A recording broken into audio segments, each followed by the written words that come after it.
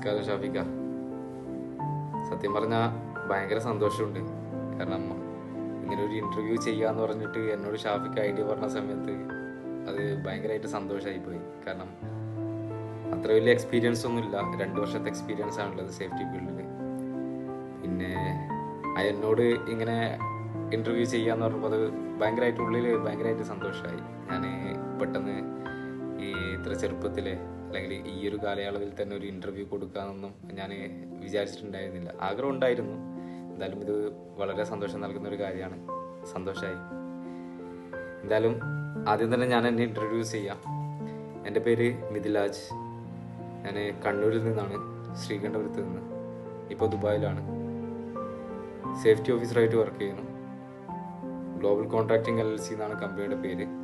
Construction പ്രൊജക്റ്റാണ്, residence പ്രൊജക്റ്റാണ് ഇപ്പോൾ നടന്നുകൊണ്ടിരിക്കുന്നത്. ഒരു ബേസ്മെൻറ്റ്, ഒരു ഗ്രൗണ്ട് ഫ്ലോർ, 1 മെസ്സനൈൻ ഫ്ലോർ, 4 പോഡിയം, ഒരു ജിം ഫ്ലോർ, പിന്നെ 23 ടിപ്പിക്കലും ഒരു റൂഫും. ഇതാണ് ഇപ്പോൾ നടന്നുകൊണ്ടിരിക്കുന്ന പ്രൊജക്റ്റ്. ദുബായിൽ ഡൗൺ ടൗൺ എന്ന് പറഞ്ഞൊരു സ്ഥലത്താണ്. ബുർജ് ഖലീഫയോടൊക്കെ ഒരു 1 കിലോമീറ്റർ 2 കിലോമീറ്റർ അപ്പുറത്തായിട്ടാണ് ഇപ്പോൾ പ്രൊജക്റ്റ് നടന്നുകൊണ്ടിരിക്കുന്നത്.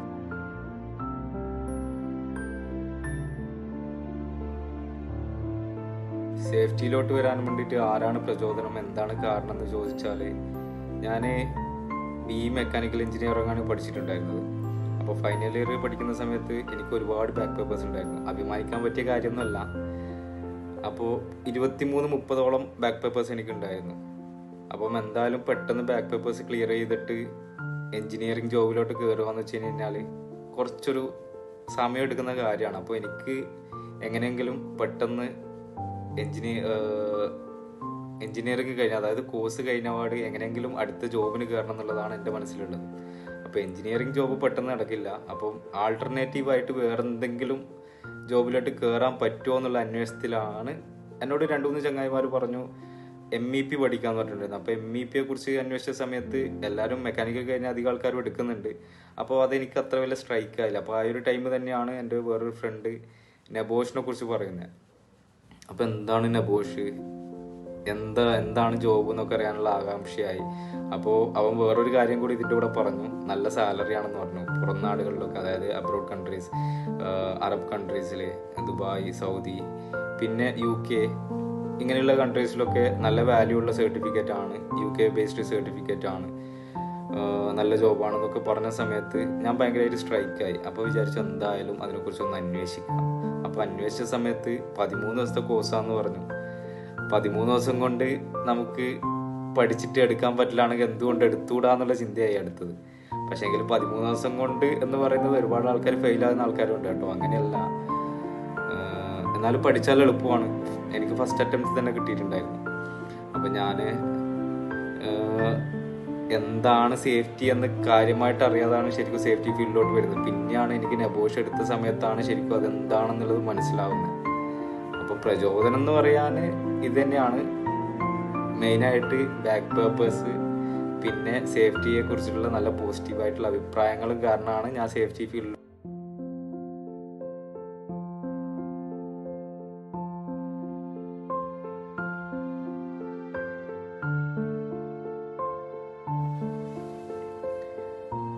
എനിക്കിപ്പോൾ 2 വർഷത്തെ എക്സ്പീരിയൻസ് ആണ് ഇപ്പോൾ സേഫ്റ്റി ഫീൽഡിലുള്ളത്. ഫസ്റ്റ് ജോയിൻ ചെയ്ത പാടുള്ള വെല്ലുവിളികൾ എന്ന് പറയുമ്പോൾ ഒരുപാടുണ്ട്. കാരണം ഞാൻ ഇൻ്റർവ്യൂ കഴിഞ്ഞു, 2ാമത്തെ ദിവസം ജോബിന് കയറി. അപ്പോൾ ഫസ്റ്റ് ദിവസം എന്നെ ഫസ്റ്റ് ദിവസം ഒരു പഴയൊരു സൈറ്റിലായിരുന്നു. അവിടെ വർക്കൊക്കെ ഫിനിഷ് ചെയ്തതിന് ശേഷം സീനിയർ അവിടെയായിരുന്നു. അപ്പം എന്നെ ബിൽഡിങ്ങൊക്കെ കാണിച്ചു തന്നു, കുറച്ച് കാര്യങ്ങളൊക്കെ ഡിസ്ക്രൈബ് ചെയ്ത് തന്നു. പിന്നെ പിറ്റേന്ന് മുതൽ ഞാൻ പുതിയൊരു സൈറ്റിലാണെന്ന് പറഞ്ഞു. അപ്പോൾ ഞാൻ പോകുന്ന സമയത്ത് ആ ബിൽഡിങ്ങിൻ്റെ ഇപ്പോൾ ഉള്ള സൈറ്റിൻ്റെ 12ാമത്തെ ബിൽഡിങ്ങിൻ്റെ വർക്ക് സ്റ്റാർട്ട് ചെയ്തുകൊണ്ടുണ്ടായിരുന്നു. അപ്പോൾ എന്താണ് ചെയ്യേണ്ടതെന്ന് അറിയില്ല. എന്നാലും ഒരു ദിവസം സീനിയർ വന്നിട്ട് ഫുള്ള് ബിൽഡിങ്ങൊക്കെ കാണിച്ചു തന്നു, എന്തൊക്കെയാണ് നോക്കേണ്ടത്, എന്തൊക്കെയാണ് ഉള്ളത്. പിന്നെ എനിക്ക് ഒരു സേഫ്റ്റി അസിസ്റ്റൻ്റ് ഉണ്ടായിരുന്നു. അപ്പോൾ ആളെ പരിചയപ്പെടുത്തി തന്നു. മെയിനായിട്ടുള്ള പ്രശ്നം എന്ന് വെച്ച് കഴിഞ്ഞാൽ എനിക്ക് ഹിന്ദി അറിയില്ല. എല്ലാ ലേബേഴ്സുമായിട്ടുള്ള ഹിന്ദിയാണ് സംസാരിച്ചുകൊണ്ടിരുന്നത്. എനിക്ക് ഹിന്ദി അറിയില്ല. അതാണ് മെയിനായിട്ടുള്ള പ്രശ്നം ഉണ്ടായിരുന്നത്. പിന്നെ അതിപ്പം റെഡിയായി, അൽഹംദുലില്ലാ. സംസാരിച്ച് അതിപ്പോൾ റെഡിയായി വന്നു. അതൊരു വെല്ലുവിളിയായിരുന്നു. പിന്നെ നമ്മൾ പഠിച്ചതും സൈറ്റിൽ ചെയ്യുന്നതും. കാരണം നമുക്കിത് കേട്ട് പരിചയമാണുള്ളത്, കണ്ടുപരിചയമില്ല. കണ്ടുപരിചയം എന്ന് വെച്ചാൽ സൈറ്റിലാണ്, അവിടെ പോയിട്ടാണ്, സൈറ്റിൽ പോയതിന് ശേഷമാണ് ഒരു സ്കഫോൾഡ് എങ്ങനെയാണുള്ളത്, അതിൻ്റെ എങ്ങനെയാണത് സ്കഫോൾഡ് പ്രിപ്പയർ ചെയ്യുന്നതൊക്കെ ഞാൻ അറിയുന്നത്. അപ്പോൾ സീനിയറാണ് എനിക്കത് കാണിച്ചു തന്നിട്ടുണ്ടായിരുന്നത്. സ്കഫോൾഡിൻ്റെ ലെഡ്ജർ ഏതാണ്, സപ്പോർട്ട് ഏതാണ്, സ്റ്റാൻഡേർഡ് ഏതാണ്, ഇതൊക്കെ സീനിയറാണ് എനിക്ക് കാണിച്ചു തന്നിട്ട് പഠിപ്പിച്ചിരുന്നത്. അങ്ങനെ ഇങ്ങനെ ഓരോ കാര്യങ്ങളിലും, കാരണം നമ്മൾ വർക്ക് അറ്റ് ഹൈറ്റ് എന്നൊക്കെ പറയുന്നത് നമ്മൾ നബോഷി ടെക്സ്റ്റ് ബുക്കിൽ പഠിച്ചിട്ടുണ്ട്. പക്ഷേങ്കിൽ എങ്ങനെയാണത് നടക്കുന്നത്, എങ്ങനെയാണ് അതിൻ്റെ പ്രവൃത്തി, അതിലെന്തൊക്കെയാണ് സേഫ്റ്റി നോക്കേണ്ടത്, അപ്പോൾ വർക്ക് അറ്റ് ഹൈറ്റിൽ ഏത് തരം വർക്കിലാണ് അല്ലെങ്കിൽ ഏത് തരം സ്ഥലത്താണ് ആ വർക്ക് നടക്കുന്നത്, ഇങ്ങനെ ഒരുപാട് കാര്യങ്ങൾ നോക്കേണ്ടതുണ്ട് എന്നുള്ളത് എനിക്ക് അവിടെ പോയിട്ടാണ്. ഈ വർക്ക് അറ്റ് ഹൈറ്റിൽ ഉള്ളത് മാത്രമല്ല, വേറെയും ഒരുപാട് കാര്യങ്ങൾ. അല്ലെങ്കിൽ ക്രെയിൻ ആയിക്കോട്ടെ, ക്രെയിനിൻ്റെ കാര്യത്തിൽ ഫസ്റ്റ് പോയി ഒരു 2-ാമത്തെ ദിവസം 3-ാമത്തെ ദിവസം സൈഡിലൊരു മൊബൈൽ ക്രെയിൻ വന്നു. വലിയൊരു ക്രെയിൻ ആയിരുന്നു, ഒരു 50 ടണ്ണിൻ്റെ, വലുതെന്ന് വെച്ചാൽ ഒരു 50 ടണ്ണിൻ്റെ ക്രെയിൻ ആയിരുന്നു. അപ്പം അവിടെ ഒരു പമ്പിൻ്റെ ഒരു മെഷീൻ ഉണ്ടായിരുന്നു. അപ്പം അത് ഷിഫ്റ്റ് ചെയ്യാൻ വേണ്ടിയിട്ടായിരുന്നു വന്നത്. അപ്പം നമ്മളിത് കണ്ടിട്ടുണ്ട് എന്നല്ല, നമ്മളിത് കേട്ട് പരിചയമുണ്ട്, ഇങ്ങനെ അതിൻ്റെ ലോഡ് ചെക്ക് ചെയ്യണം, ഇതിൻ്റെ ലോഡ് ചെക്ക് ചെയ്യണം. അപ്പം ഹിന്ദി അറിയില്ല എന്നുള്ളൊരു പ്രശ്നമുണ്ട്. അപ്പം അവിടെ ചെറിയൊരു വെല്ലുവിളി ഉണ്ടായിരുന്നു. പിന്നെ ആദ്യം തന്നെ വന്നിട്ട് സേഫ്റ്റി എന്ന് പറഞ്ഞിട്ട് വർക്കേഴ്സൊക്കെ വിളിച്ചിട്ട് അവിടെ കൊണ്ടുപോയിട്ടുണ്ടായിരുന്നു. എന്ത് ചെയ്യണം എന്നുള്ള ഒരു ഐഡിയ ഉണ്ടായിരുന്നില്ല, കാരണം സീനിയർ ഉണ്ടായിരുന്നില്ല, ഞാൻ ഒറ്റയ്ക്കായിരുന്നു. ഒരാഴ്ചത്തോളം മാത്രമേ സീനിയർ ഇല്ലാതെ ഉണ്ടായിരുന്നുള്ളൂ കേട്ടോ. അപ്പം ആ ചെറിയ ചെറിയ വെല്ലുവിളികൾ ഉണ്ടായിരുന്നു. പിന്നെ സീനിയർ വന്നതിന് ശേഷം ആൾ എന്നെ വല്ലാതെ നല്ല രീതിയിൽ ഹെൽപ്പ് ചെയ്തിട്ടുണ്ട്, ഓരോ കാര്യങ്ങളും പറഞ്ഞു തന്നിട്ടും. പിന്നെ ഒരു നാളെ സീനിയർ തന്നെ എന്നോട് പറഞ്ഞു, നീ ഇപ്പോൾ കുറേ നാളായില്ലേ സൈറ്റിൽ വന്നിട്ട്, ഇനി ഡിസിഷൻ എടുക്കുന്ന സമയത്ത് എന്നെ വിളിക്കേണ്ട കാര്യമില്ല, നീ തന്നെ ഡിസിഷൻ എടുത്തിട്ട് ചെയ്താൽ മതി, പിന്നെ എന്നോട് പറഞ്ഞാൽ മതി എന്ന് പറഞ്ഞു. കാരണം എനിക്ക് അവിടെ ഒരു കോൺഫിഡൻസ് ഇല്ലായ്മ എന്ന് തന്നെ പറയാം. കാരണം നമ്മൾ ചെയ്ത് കഴിഞ്ഞാൽ അത് തെറ്റായി പോകുമോ എന്നുള്ളത്. കാരണം നമ്മൾ ടെക്സ്റ്റ് ബുക്കിൽ പഠിച്ചൊരു വിവരം മാത്രമേ നമുക്കുള്ളൂ, നമുക്കത് ചെയ്ത് പരിചയമില്ല. ചെയ്ത് പഠിക്കുമ്പോഴാണ് കൂടുതൽ എക്സ്പീരിയൻസ് വരുന്നതും കാര്യങ്ങൾ കൂടുതൽ മനസ്സിലാക്കാൻ പറ്റും എന്നുള്ളത് അവിടെ പോയതിന് ശേഷമാണ് എനിക്ക് മനസ്സിലായത്. കാരണം ഞാൻ തന്നെ ജോബ് അന്വേഷിച്ചു കൊടുക്കുന്ന സമയത്ത് പറഞ്ഞിട്ടുണ്ടായിരുന്നു, ജോബ് തന്നാലല്ലേ നമുക്ക് എക്സ്പീരിയൻസ് കിട്ടൂ, അല്ലാതെ ഫസ്റ്റ് തന്നെ എക്സ്പീരിയൻസ് എവിടെ നിന്ന് കിട്ടാനാന്നുള്ളത്. കാരണം എക്സ്പീരിയൻസ് ചോദിക്കുന്നതിൻ്റെ പ്രാധാന്യം എന്തുകൊണ്ടാണെന്നുള്ളത് അവിടെ നിന്ന് എനിക്ക് മനസ്സിലായിട്ടുണ്ട്. എന്ന് വെച്ചിട്ട് ഫ്രഷേഴ്സിന് ജോബ് കിട്ടണ്ടെന്നൊന്നുമല്ല. അങ്ങനെ കുറച്ച് വെല്ലുവിളികളൊക്കെ ഉണ്ടായിരുന്നു. പക്ഷേങ്കിൽ എനിക്ക് ഒരുപാട് കാര്യങ്ങൾ ഈ 2 വർഷത്തിനുള്ളിൽ ഒരുപാട് തന്നെ പഠിക്കാൻ വേണ്ടി പറ്റിയിട്ടുണ്ട്. ഇനിയും ഒരുപാട് പഠിക്കാനുണ്ട് എന്ന് തന്നെയാണ് എൻ്റെ വിശ്വാസം. ഒരുപാടുണ്ട് ഇനിയും പഠിക്കാൻ വേണ്ടി. കാരണം ഞാൻ വലിയൊരു കടലിലെ ചെറിയൊരു മീൻ മാത്രമാണ്. എന്തായാലും ഈ ഒരു 2 വർഷത്തിനുള്ളിൽ കുറച്ച് അധികം കാര്യങ്ങൾ തന്നെ എനിക്ക് പഠിക്കാൻ പറ്റിയിട്ടുണ്ട്. കാരണം ടെക്സ്റ്റ് ബുക്കിൽ നിന്ന് വിട്ടിട്ട് പ്രാവർത്തിക ലൈഫിൽ നിന്ന് ഒരുപാട് കാര്യങ്ങൾ എനിക്ക് പഠിക്കാൻ വേണ്ടി പറ്റിയിട്ടുണ്ട്.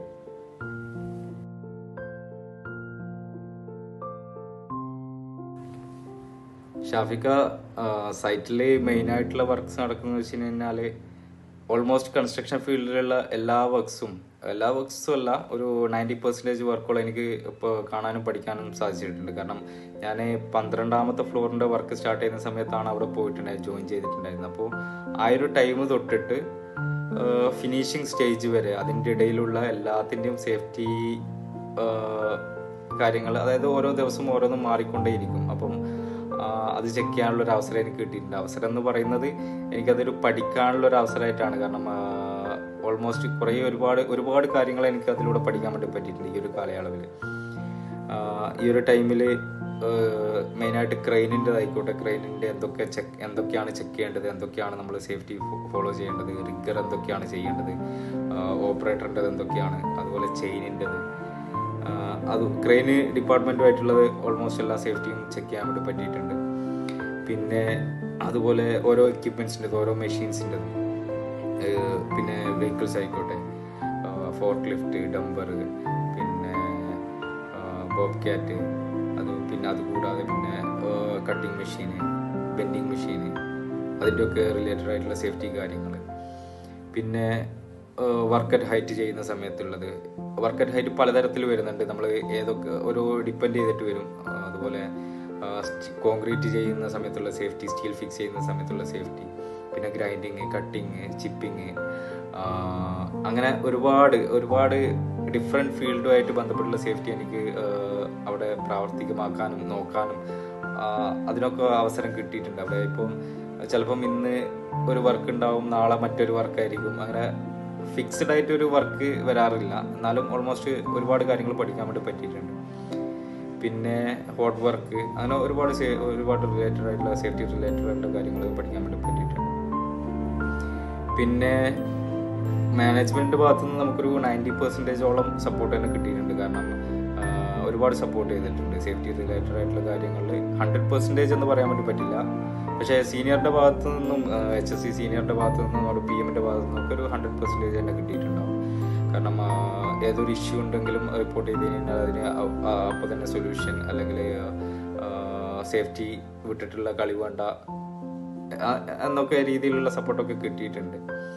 അപ്പം 100% കിട്ടിയെന്ന് പറയാൻ വേണ്ടി പറ്റില്ല. കാരണം അവിടെ ഇവിടെയൊക്കെ ആയിട്ട് കുറച്ചൊക്കെ അഡ്ജസ്റ്റ്മെൻറ്റ് ചെയ്യേണ്ടി വന്നിട്ടുണ്ട്, അർജൻറ്റ് വർക്ക് അത് ആ ഒരു രീതിയിലൊക്കെ. എന്നാലും ഹൈ റിസ്ക് ആയിട്ടുള്ള ഒരു സ്ഥലങ്ങളിലും സേഫ്റ്റി വിട്ടിട്ട് വർക്ക് ചെയ്യണമെന്ന് കമ്പനി ഇതുവരെ പറഞ്ഞിട്ടില്ല. അതുകൊണ്ട് ഒരു 90% തന്നെ കമ്പനിയുടെ ഭാഗത്തുനിന്ന് സപ്പോർട്ട് കിട്ടിയിട്ടുണ്ട് സേഫ്റ്റി റിലേറ്റഡ് ആയിട്ടുള്ള കാര്യങ്ങൾ.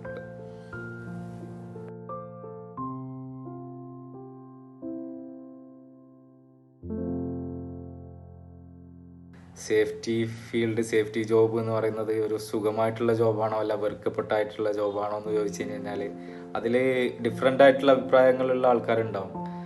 എൻ്റെ പേഴ്സണലായിട്ടുള്ള അഭിപ്രായം എന്ന് വെച്ച് കഴിഞ്ഞാൽ അതൊരു ചാലഞ്ചിങ് ജോബായിട്ടാണ് എനിക്ക് തോന്നുന്നത്. കാരണം നമ്മൾ എന്ന് പറയുന്നത് നമ്മളൊക്കെ ഹൈ അലേർട്ടായിട്ട് നിൽക്കേണ്ട ഒരു ടീമാണ്. ഏതൊരു സമയത്തും എന്തും സംഭവിക്കാം എന്നുള്ള രീതിയിൽ നിൽക്കേണ്ട, സംഭവിക്കുന്നല്ല എന്തും സംഭവിക്കാം എന്ന് വിചാരിച്ച് നിൽക്കേണ്ട. കാരണം നമ്മളിപ്പോൾ സൈറ്റിലേക്ക് കൂടി പോകുന്ന സമയത്ത് ഏതൊരു വർക്ക് നടക്കുന്ന സമയത്തായാലും ആ ഒരു പെർട്ടിക്കുലർ ജോബ് കണ്ടു കഴിഞ്ഞാൽ നമുക്കത് അതിലെന്തൊക്കെ ഹസാർഡ് ഉണ്ട്, എന്തൊക്കെ റിസ്ക് ഉണ്ട്, എങ്ങനെയൊക്കെ ഇഞ്ചുറി സംഭവിക്കാം, എന്തൊക്കെ ആക്സിഡൻറ്റ് സംഭവിക്കാം എന്നുള്ളത് നമുക്കത് കാണുമ്പോൾ തന്നെ മനസ്സിലാക്കാൻ വേണ്ടി പറ്റണം. അപ്പം ആ ഒരു രീതിയിലുള്ളൊരു ചലഞ്ച് ഉണ്ട്. പിന്നെ വേറൊരു ദേഷ്യവും വർക്ക് വരാനുള്ളൊരു കാരണം എന്നൊക്കെ പറയുന്നത് നമ്മളിപ്പം ചില വർക്കേഴ്സിനൊക്കെ എത്ര സേഫ്റ്റി ക്ലാസ് എടുത്തു കൊടുത്തു കഴിഞ്ഞാൽ, എത്ര ടൂൾ ബോക്സ് എടുത്തു കഴിഞ്ഞാൽ, എത്ര പറഞ്ഞു കൊടുത്തു കഴിഞ്ഞാലും അവർ വീണ്ടും അത് തന്നെ പോയി ചെയ്യും. കാരണം ചില ആളുടെ മെൻറ്റാലിറ്റി അങ്ങനെയാണ്. അവർ നമ്മൾ ഉണ്ടാകുന്ന ടൈമിൽ അത് എൻ്റെ സൈറ്റിലൊക്കെ അനുഭവങ്ങൾ ഉണ്ടായിട്ടുണ്ട്. കാരണം നമ്മൾ ബാരിക്കേഡൊക്കെ ഫിക്സ് ചെയ്തിട്ട് നമ്മൾ ഇവർക്കൊക്കെ ക്ലാസ് എടുത്തു കൊടുക്കും. ഇൻഡക്ഷൻ ചെയ്യുന്ന സമയത്തായാലും പിന്നെ സെപ്പറേറ്റ് മീറ്റിങ്ങിൻ്റെ ടൈമിലായാലും നമ്മൾ പറഞ്ഞു കൊടുക്കും ഈ ബാരിക്കേഡിൻ്റെ അപ്പുറത്തോട്ട് പോകരുത് എന്ന് പറഞ്ഞിട്ട്. അപ്പം എല്ലാം തലയൊക്കെ ആട്ടിയിട്ട് അവർ പോവും. പിന്നെ നമ്മളിങ്ങനെ സൈറ്റിൽ റൗണ്ട് അടിക്കുന്ന സമയത്ത് ചിലപ്പം മുകളിലത്തെ ഫ്ലോറിൽ നിന്ന് താഴേക്ക് പോകുന്ന സമയത്ത് എനിക്ക് അനുഭവം ഉണ്ടായിട്ടുണ്ട്. എൻ്റെ സൈറ്റിൽ നടന്നൊരു സമയത്താണ് ഈ ബാരിക്കേഡിൻ്റെ ഇപ്പുറത്തോട്ട് വന്നിട്ട് ഒരു വർക്കർ വന്നിട്ട് നിൽക്കുന്നു. അവന് കുനിഞ്ഞിരുന്നിട്ട് വർക്ക് ചെയ്യുക, ഒരു കൈ ബാരിക്കേഡിൻ്റെ മുകളിൽ പിടിച്ചിട്ടാണ് വർക്ക് ചെയ്യുന്നത്. അപ്പം അങ്ങനെയുള്ളൊരു ടൈമൊക്കെ നമുക്ക് ഭയങ്കരമായിട്ട് ദേഷ്യം വരുന്ന ഒരു സമയമാണ്. പക്ഷേങ്കിൽ ആ ഒരു ടൈമിൽ നമ്മൾ ചിലപ്പം എന്തെങ്കിലുമൊക്കെ പറഞ്ഞു പോകും. എന്നാലും ചിലപ്പം അറിവില്ലായ്മ കൊണ്ടായിരിക്കണം, അല്ലെങ്കിൽ അവന് സേഫ്റ്റി ബെൽറ്റ് എടുക്കാനുള്ള മടി കൊണ്ടായിരിക്കണം. നമ്മൾ പിടിക്കുന്ന സമയത്ത് അവൻ മാപ്പ് പറയും.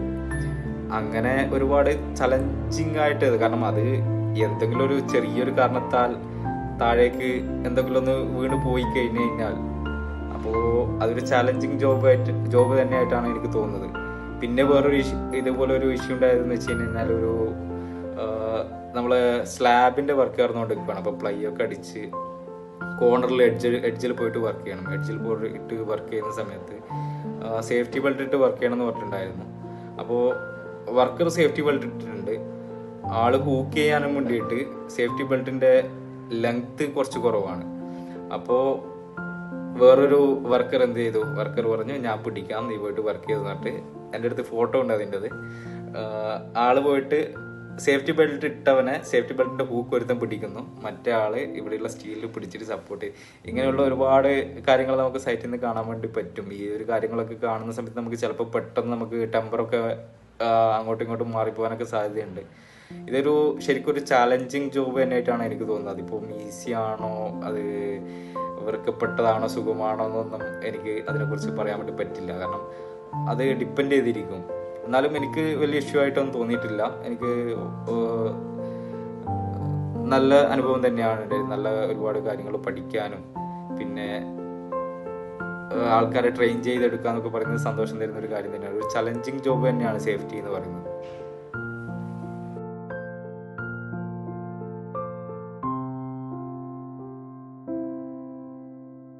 നിങ്ങളുടെ നാവ് പൊന്നാവട്ടെ.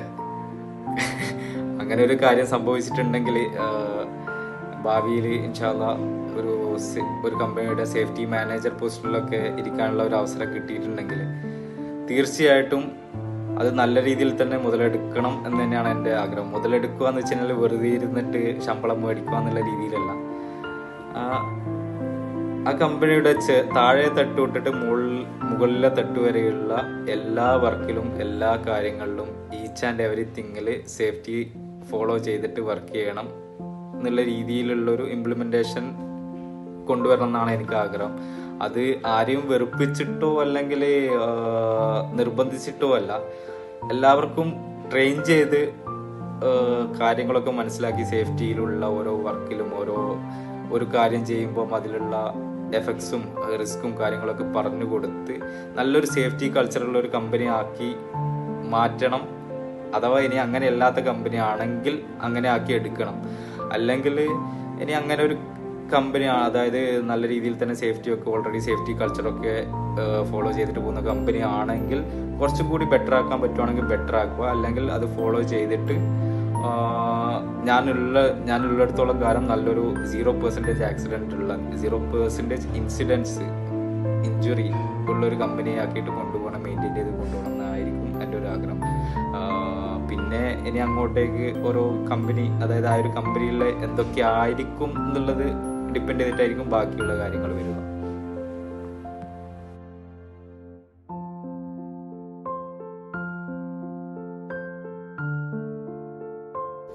ഇപ്പോൾ പുതുതായിട്ട് വരുന്ന ആൾക്കാരെ അല്ലെങ്കിൽ ഇപ്പോൾ ജോബിന് കയറിയ ആൾക്കാരൊക്കെ ഇവരൊക്കെ അഡ്വൈസ് ചെയ്യാൻ മാത്രമുള്ള ഒരു നിലയിലൊന്നും എത്തിയിട്ടില്ല. എന്നാലും ഈ 2 വർഷത്തെ എക്സ്പീരിയൻസ് വെച്ചിട്ടുള്ള കാര്യങ്ങൾ ഞാൻ പറയും. ഇതിൽ എന്നെക്കാളും ഒരുപാട് അറിവുള്ള ആൾക്കാർക്ക് അല്ലെങ്കിൽ നല്ല നിലയിൽ നല്ല പൊസിഷനിലുള്ള ആൾക്കാർക്കൊക്കെ ചിലപ്പോൾ എതിരഭിപ്രായം ഉണ്ടാവാം. എന്നാലും എൻ്റെ ഒരു അഭിപ്രായം എന്ന് വെച്ച് കഴിഞ്ഞാൽ നമ്മൾക്ക് ഇപ്പോൾ ഈ ഒരു സാഹചര്യത്തിൽ ജോബൊക്കെ കിട്ടാൻ വേണ്ടിയിട്ട് കുറച്ച് ബുദ്ധിമുട്ടുകളൊക്കെ ഉണ്ടാവും. എന്നാലും നമ്മൾ കണ്ടിന്യൂസ് ആയിട്ട് ജോബ് അന്വേഷിച്ച് കഴിഞ്ഞാൽ നമുക്ക് എന്തായാലും അത് കിട്ടും. പിന്നെ തളരരുത് എന്ന് തന്നെയാണ് എനിക്ക് പറയാനുള്ളത്. പിന്നെ നമ്മൾ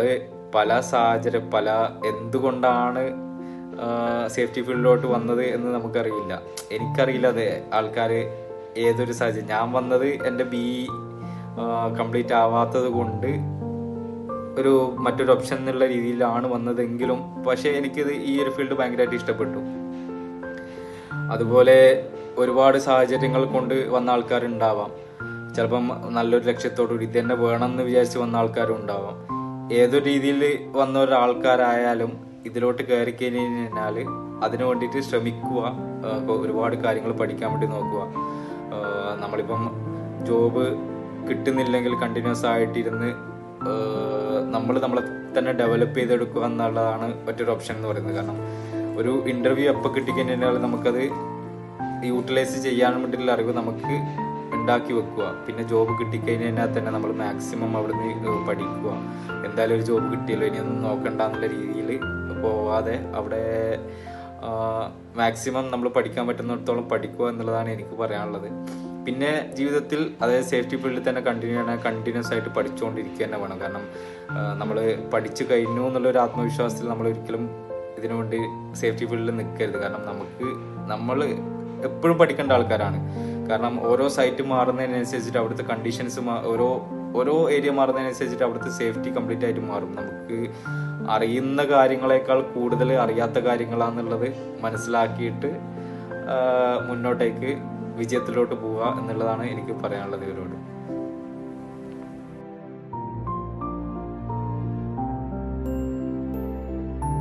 സേഫ്റ്റി ഫീൽഡിലോട്ട് ജോബ് അന്വേഷിക്കാൻ തുടങ്ങിയതിന് ശേഷം എനിക്കൊരു 9 മാസത്തോളം അന്വേഷിക്കേണ്ടി വന്നു. കണ്ടിന്യൂസ് ആയിട്ട് 9 മാസമല്ല, ഞാൻ 2019 ഒക്ടോബറിലാണ് ഫസ്റ്റായിട്ട് ദുബായിലോട്ട് വരുന്നത് ജോബ് അന്വേഷിക്കാൻ വേണ്ടിയിട്ട്. അപ്പോൾ ഇവിടെ വന്നു. ആ ടൈമിൽ നോമ്പ് സ്റ്റാർട്ടിങ് ആയിരുന്നു കേട്ടോ. നോമ്പിൻ്റെ ടൈമിൽ ഇവിടെ കമ്പനീസിലൊന്നും അധികം ഹയറിങ് നടക്കാറില്ല. എന്നാലും ഭയങ്കര വിശ്വാസത്തോടെയായിരുന്നു ഞാൻ വന്നിട്ടുണ്ടായിരുന്നത്. കാരണം എനിക്ക് ജാനുവരിയിൽ മെക്കാനിക്കലിൻ്റെ ബാക്ക് എക്സാംസ് ഉണ്ടായിരുന്നു. അപ്പോൾ നവംബറിൽ ജോബൊക്കെ ഒന്ന് സെറ്റാക്കിയിട്ട് ഇവിടെ സെറ്റാക്കിയിട്ട് ഒന്ന് തിരിച്ച് നാട്ടിലോട്ട് പോയി എക്സാമൊക്കെ കഴിഞ്ഞ്, അതായത് കമ്പനിയിൽ സംസാരിച്ച് സെറ്റാക്കിയിട്ട് തിരിച്ച് നാട്ടിൽ പോയിട്ട് എക്സാമൊക്കെ കഴിഞ്ഞ് പിന്നെ ജോയിൻ ചെയ്യാമെന്നൊക്കെ പറഞ്ഞിട്ട് ജോബിന് കയറാമെന്നൊക്കെയുള്ള ശുഭാപ്തി വിശ്വാസത്തിലായിരുന്നു ഞാൻ വന്നിട്ടുണ്ടായിരുന്നു. പക്ഷേ എങ്കിലും ഒന്നും സംഭവിച്ചില്ല. ഒരു മാസം അങ്ങനെ അങ്ങ് കടന്നുപോയി. പിന്നെ ഇനി എന്തായാലും എക്സാമൊക്കെ കഴിഞ്ഞ് വരാമെന്ന് വിചാരിച്ച് എക്സാമിനൊക്കെ പോയി. പിന്നെ ഞാൻ തിരിച്ചു വരുന്നത് 2020 മാർച്ചിലാണ് തിരിച്ച് ദുബായിലോട്ട് വരുന്നത്. ആ ടൈമിൽ കൊറോണ സ്റ്റാർട്ട് ചെയ്തു. വീണ്ടും കമ്പനീസൊക്കെ ഹയറിംഗ് ഒക്കെ ടെമ്പററി ആയിട്ട് സ്റ്റോപ്പ് ചെയ്ത് വെച്ചു. ഞാൻ അപ്പോഴും അപ്ലൈ ആക്കാൻ തുടങ്ങിയിട്ടുണ്ടായിരുന്നു. ഡെയിലി രാവിലെ എഴുന്നേൽക്കും, അപ്ലൈ ചെയ്യും. കാരണം എല്ലാ ആൾക്കാരും, ദുബായിലുള്ള മെയിൻ ആയിട്ടുള്ള എല്ലാ ആൾക്കാരും പറയുന്നത് വെച്ചാൽ രാവിലെയാണ് HRs ഒക്കെ. അതിൽ ഇപ്പോഴും എത്രത്തോളം സത്യം ഉണ്ടെന്നുള്ളത് എനിക്കറിയില്ല. പക്ഷെ ഞാൻ ചെയ്തുകൊണ്ടിരുന്നത് അങ്ങനെയാണ്. രാവിലെ എഴുന്നേറ്റ് ഒരു 5 മണിയൊക്കെ ആകുമ്പോൾ എഴുന്നേൽക്കും. കുറച്ച് ക്ലാസ്സൊക്കെ അത് വേറെയാണ്, അത് ഇതിൽ പറയുന്നില്ല. അപ്പോൾ ഒരു 6 മണിയൊക്കെ ആകുമ്പോൾ ഞാൻ സ്റ്റാർട്ട് ചെയ്യും, ജോബ് അപ്ലൈ ചെയ്യാൻ വേണ്ടി സ്റ്റാർട്ട് ചെയ്യും. ദുബായിലുള്ള ജോബ് സൈറ്റ്സിൽ, പിന്നെ വാട്സാപ്പ് ഗ്രൂപ്പിൽ വരുന്നത്, ടെലഗ്രാം ഗ്രൂപ്പിൽ വരുന്നത്, ഇങ്ങനെ വരുന്ന ജോബ് വേക്കൻസീസൊക്കെ കണ്ടിന്യൂസ് ആയിട്ട് അപ്ലൈ ചെയ്തിട്ടുണ്ടായിരുന്നു. കൊറോണ ആയതുകൊണ്ടായിരിക്കണം ആ ടൈമിൽ റിപ്ലൈ ഒന്നും കിട്ടിയിട്ടുണ്ടായിരുന്നില്ല. പിന്നെ ചോദിക്കുന്നത് എക്സ്പീരിയൻസ് ഉള്ളതായിരുന്നു ചോദിച്ചുകൊണ്ടുണ്ടായിരുന്നത്. അപ്പം അതിന് അങ്ങനെ റിപ്ലൈ കിട്ടിയിട്ടുണ്ടായിരുന്നു. മെയിനായിട്ട് ലിങ്ക്ഡിനിലായിരുന്നു അപ്ലൈ ചെയ്തുകൊണ്ടുണ്ടായിരുന്നത്. LinkedIn, Indeed. പിന്നെ ആ ഇടക്കാണ് ഞാൻ ഫേസ്ബുക്കിൽ നമ്മുടെ ഷാഫിക്കയുടെ നമ്പർ കാണുന്നത്. ഒരു ജോബ് വേക്കൻസി ഉണ്ട് എന്ന് പറഞ്ഞിട്ട് ഷാഫിക്കയുടെ നമ്പർ കാണുന്നത്. അപ്പോൾ ഞാൻ ഷാഫിക്കയ്ക്ക് മെസ്സേജ് അയച്ചു, ഷാഫിക്ക ഇങ്ങനെ ഒരു ജോബ് വേക്കൻസി കണ്ടിരുന്നു, ഞാനിങ്ങനെ ജോബ് ഹണ്ടിങ് ഉണ്ട്, വേക്കൻസി ഉണ്ടോ എന്ന് ചോദിച്ചപ്പോൾ ആൾ പറഞ്ഞു ഇല്ല, വേക്കൻസി ഇല്ല, അത് കഴിഞ്ഞെന്ന് പറഞ്ഞു. അപ്പോൾ ഞാൻ ചോദിച്ചു എന്തെങ്കിലും വേക്കൻസി കിട്ടാൻ സാധ്യത ഉണ്ടോ എന്ന് ചോദിച്ചു. അപ്പോഴാണ് ആളെന്നെ കേരള സേഫ്റ്റി ഫോറം എന്ന് പറയുന്ന ഗ്രൂപ്പിലോട്ട് ആഡ് ചെയ്യുന്നത്. പിന്നെയും 1-2 മാസം കടന്നുപോയി. അതിനുശേഷമാണ് കേരള സേഫ്റ്റി ഫോറത്തിലൊരു വേക്കൻസി വന്നിട്ടുണ്ടായിരുന്നത്. ഞാൻ അപ്ലൈ ചെയ്തു. അപ്പോൾ പേഴ്സണലായിട്ടാണ് മെസ്സേജ് ഉണ്ടായിരുന്നത്. അപ്പോൾ എനിക്കറിയില്ലായിരുന്നു ഷാഫിക്ക് പേഴ്സണലായിട്ട് ആൾക്ക് എൻ്റെ CV അയച്ചു കൊടുത്തിട്ടുണ്ടായിരുന്നു എന്നുള്ളത്. എന്നെ അവിടുന്ന് കോൾ ചെയ്തതിന് ശേഷം എന്നോട് പറഞ്ഞു ഇങ്ങനെ ഷാഫിക്ക അയച്ചു തന്നിട്ടുണ്ടായിരുന്നു. ഭയങ്കര സന്തോഷമായി എനിക്ക്. കാരണം ഷാഫിക്ക കാരണം തന്നെയാണ് എനിക്ക് ജോബ് കിട്ടിയിട്ടുള്ളത്. ഒരു പ്രൊമോഷനൊന്നും അല്ല, പക്ഷേങ്കിൽ സത്യമാണ്. പിന്നെ അങ്ങനെ ഇൻ്റർവ്യൂ അറ്റൻഡ് ചെയ്തു. എന്നോട് 2 ദിവസത്തിനുള്ളിൽ ജോയിൻ ചെയ്യാൻ വേണ്ടി പറഞ്ഞു. അങ്ങനെയാണ് ഞാൻ ജോബിലോട്ട് കയറുന്നത്. അതാണ് ഫസ്റ്റ് ജോബ്. അതിലാണ് ഇപ്പോഴും ഉള്ളത്. അതിൽ സത്യം പറഞ്ഞാൽ എനിക്ക് ഷാഫിക്കാരനോട് ഭയങ്കര നന്ദിയുണ്ട്. കാരണം ഒരുപാട് ആ ടൈമിൽ അന്വേഷിച്ചിട്ടുണ്ടായിരുന്നു. അങ്ങനെയാണ് ഫസ്റ്റ് ജോബിലോട്ട് കയറുന്നത്. ഒരു 9 മാസം എടുത്തു ജോബ് കിട്ടാൻ വേണ്ടിയിട്ട്. പക്ഷേ അൽഹംദുലില്ലാ, എന്തായാലും അത് വളരെ സന്തോഷമുള്ള ഒരു കാര്യമായിരുന്നു.